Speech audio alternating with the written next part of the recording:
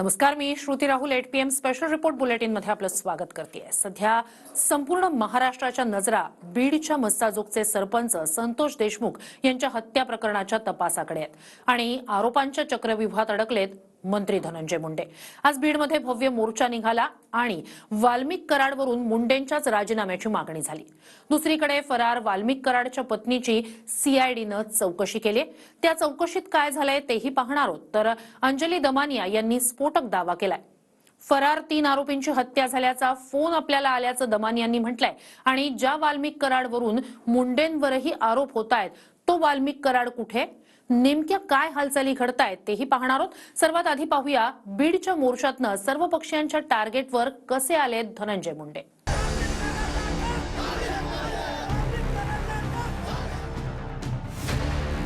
तुमच्या जर धमक असेल, तुमच्या जर हिम्मत असेल, पहिला या मंत्रीला हाकलून काढायला पाहिजे। अक्काचा बाप कोण आहे त्याला मंत्रिमंडळात पहिला हाकला। जोपर्यंत धनंजय मुंडे साहेबांचा राजीनामा घेतला पाहिजे।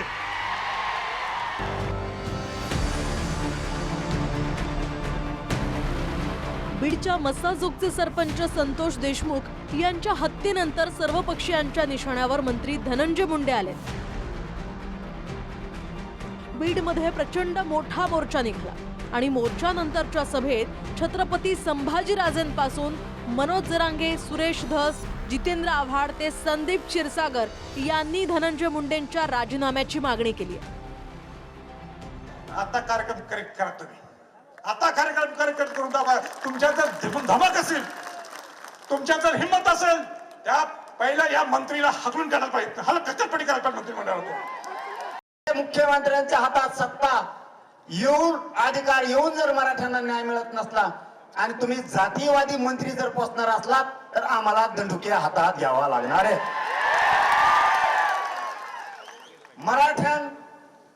मराठ्यांना संपवायला निघाले जातीयवादी मंत्री जर तुम्ही सांभाळणार असलात तर मग अवघड आहे। गोलीमार भेजे में भेजा जो करता है, या बीड जिल्ह्यामध्ये गोलीमार किधर भी हो गया। 1200 ते 1300 लायसन्स ज्या ज्या कलेक्टरांनी दिले, ज्या ज्या SP-नी त्याला संमती दिली आणि ज्या DYSP-नी त्याला मान्यता दिली, या सगळ्यांवर कारवाई झाली पाहिजे असं माझं मत आहे। अक्का बिका काय नाही।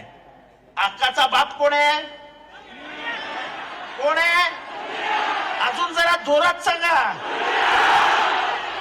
एवढी जनता सांगते तरी आपण नाव नाही घेत।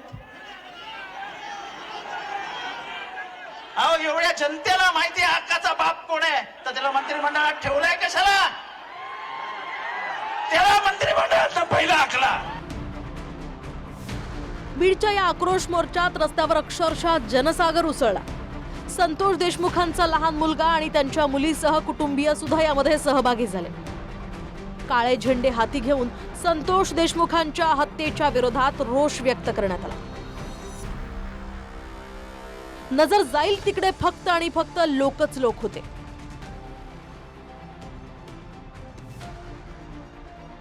देशमुखांना न्याय मिळावा यासाठी जनता स्वतःहून रस्त्यावर उतरली।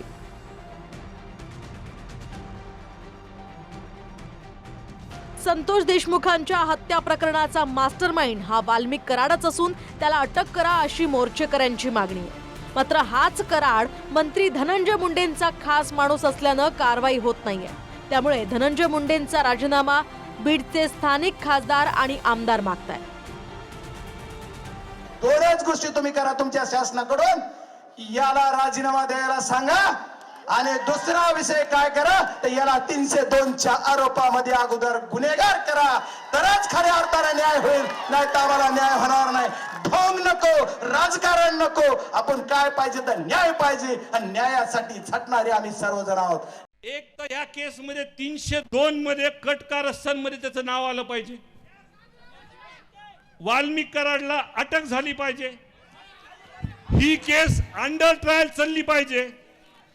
ही फास्ट ट्रॅक वर चालतात म्हणून सरकारने जाहीर केलंय। तोपर्यंत धनंजय मुंडे साहेबांचा राजीनामा घेतला पाहिजे। धनंजय मुंडे मंत्रिमंडळामध्ये असल्यास या केसमध्ये कोणालाही न्यायाची अपेक्षा नाही.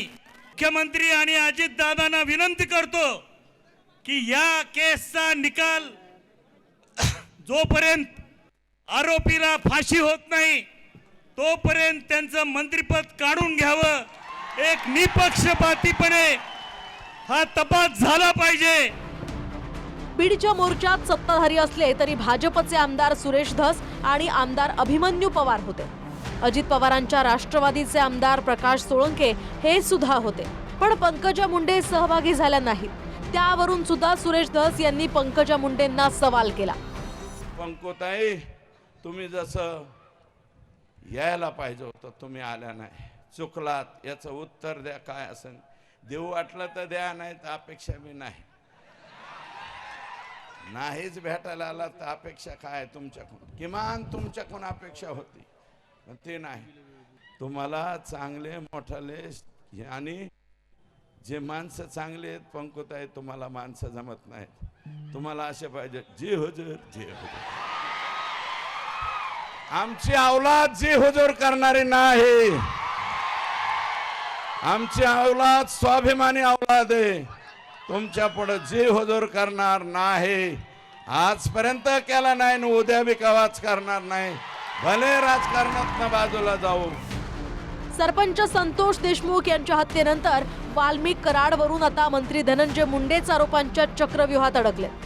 मंत्री करू नका असं म्हटल्यावर सुद्धा अजित पवार आणि फडणवीसांनी त्यांना मंत्री केलं. आता पालकमंत्री जर केलं तर मीच बीडचं पालकत्व घेणार असा इशाराच संभाजीराजे यांनी दिलाय. बीडच्या सगळ्या जनतेतल्या लोकांना मला हे सांगायचं आज, आणि ते सांगण्यासाठी मी आलोय. जर का त्यांना पालकमंत्री पद दिलं तर हा संभाजी छत्रपती घराणा बीडचं पालकत्व घेणार. आम्हाला दहशत चालत नाही. आम्हाला दहशत चालणार नाही. शिवाजी महाराजांचं हे, शाहू फुले आंबेडकरांचं हे महाराष्ट्र आहे, आणि इथं जर दहशत कोण बसत असेल तर माझी जबाबदारी, माझं कर्तव्य आहे, मी इथं येणार. साप नका पोसू. साप आहेत बरे. मुख्यमंत्री साहेबाला सांगा हे साप आहेत. यांना किती दूध जर पाडलं ना हे वर टंगडी करून उतरत येत. पोसू नका यांना. तुम्ही पोसलं आम्ही चरबी उतरणार आहेत. 100% चरबी उतरणार. आपण ज्याची चरबी उतरेल म्हणलो ना त्याची उतरत असतो. लय खतरनाक अवलाद आहे बघी. सर्वपक्षीय मोर्चातनं सरकार आणि सरकारचं नेतृत्व करणाऱ्या मुख्यमंत्री देवेंद्र फडणवीसांवर दबाव टाकला जातोय. आता धनंजय मुंडेंबद्दल मुख्यमंत्री निर्णय घेतात का हे पाहावं लागणार आहे. Bureau report, TV9 Marathi, Beed.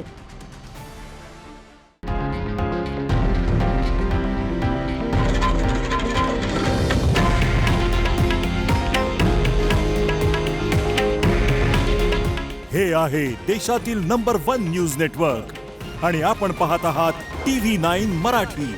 काळजी तुमची, हित महाराष्ट्राचं.